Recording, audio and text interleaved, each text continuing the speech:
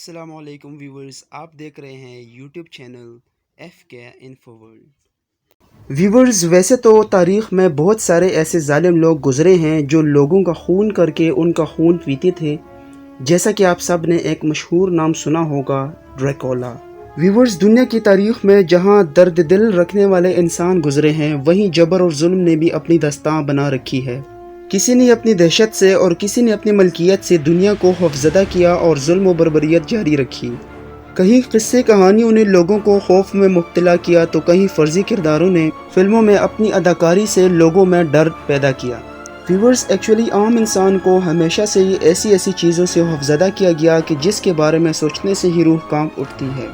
तो व्यूवर्स, फिल्मी दुनिया का एक मशहूर और सबसे ख़तरनाक और डरावनी किरदार ड्रैकुला से आप सब वाकिफ़ होंगे, लेकिन इस हकीकत को बहुत कम ही लोग जानते होंगे कि ड्रैकुला असल में तारीख़ का एक असल किरदार है जिसे सुल्तान मोहम्मद फ़ातेह ने जहन्नम वासिल किया था। व्यूवर्स, 15वीं सदी में व्लाद इम्पेलर नामी एक हुक्मरान तारीख़ का वो सियाह किरदार है जिसका नाम ड्रैकुला था। ये रोमानिया से ताल्लुक़ रखता था और इसके बारे में ये मशहूर है कि अपने दुश्मनों के जिस्मों में नेज़े से वार करता और उन्हें मरने के लिए नेज़े में लटकाता था और वो लोग तड़प कर अपनी जान दे देते थे।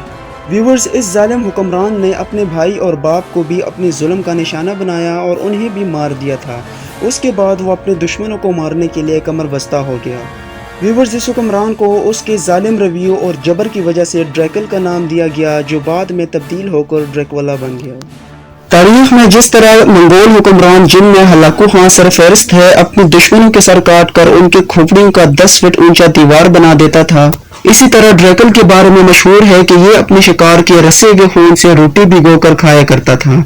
इसीलिए इसके मुतालिक सैकड़ों कहानियां लिखी जा चुकी हैं और बहुत सारी फिल्में भी बनाई जा चुकी हैं।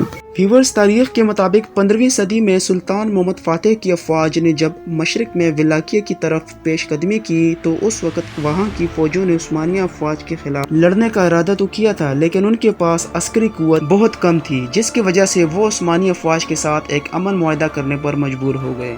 लिहाजा मुआहदे के मुताबिक विलाकिया के बादशाह ने सल्तनत उस्मानिया की इताअत कबूल की और इस मुआहदे के मुताबिक उन्होंने अपने बेटे व्लाद सोइम और राडो को हुसूल तालीम के लिए अंकारा भेज दिया, जो कि उस वक़्त सल्तनत उस्मानिया का दारुल खिलाफा था। व्यूवर्स, व्लाद बचपन से ही एक जालिम और तशद्दुद पसंद इंसान था, लिहाजा दोनों भाई वहाँ एक लंबे अरसे तक रहे और मुख्तलिफ उमूर की तालीम हासिल करते रहे। बाद में राडो ने तो इस्लाम कबूल कर लिया था, लेकिन व्लाद स्वयं अपनी सरकशी पर अड़ा रहा। हालांकि वहाँ वो अरबी, तुर्की और फ़ारसी भी सीख चुका था और कुरान की तालीम भी हासिल कर चुका था। बाद अज़ां सुल्तान मोहम्मद फ़ातेह ने व्लाद स्वयं को विलाकिया भेज दिया ताकि वो वहाँ अपने बाप की जगह वहाँ का भाग डोर संभाल सके, लेकिन व्लाद ने वहाँ जाकर अपनी अलग हुकूमत कायम की और इसी तरह उसकी ज़ालिमाना फितरत खुलकर सामने आ गई, जो आहिस्ता आहिस्ता शदीद तशद्दुद इख्तियार करता गया और बाद में ड्रैकुला का रूप इख्तियार कर गया। इसी तरह लोगों ने उसका नाम उसके जुल्म जबर के लिहाज से ड्रैकुला रख दिया। व्यूवर्स, ड्रैकुला यानी व्लाद ने अपनी नई फौज बनाई और अपनी नई सल्तनत को मजबूत बनाने में दिन रात लगा रहा। व्यूवर्स, एक बार उसकी सल्तनत में एक ऐसा वाक़या पेश आया जिससे उसका शैतानी चेहरा खुलकर सामने आ गया।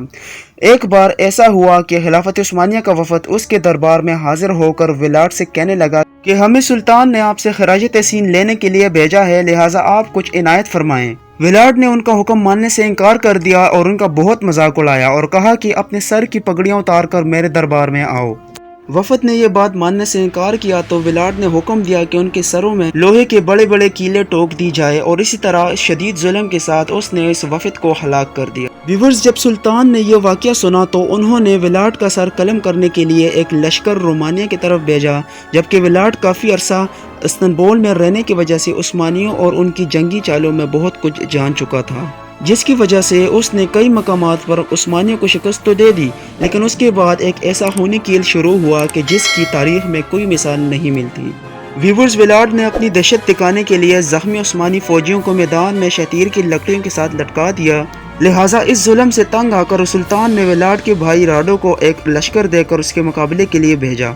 अपने भाई के साथ इस जंग में व्लाद को शिकस्त हुई और उसे जंजीरों में जकड़ कर जिंदान में डाल दिया गया।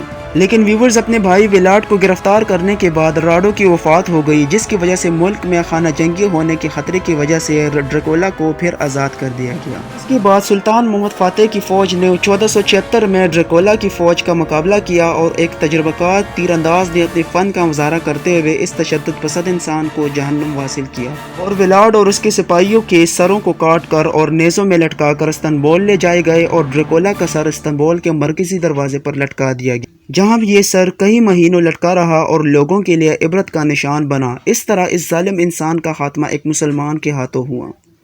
مزید ایسی انفارمیٹیو ویڈیوز دیکھنے کے لیے ہمارے چینل کو سبسکرائب کریں اور بیل آئیکن کو دبانا نہ بھولیں۔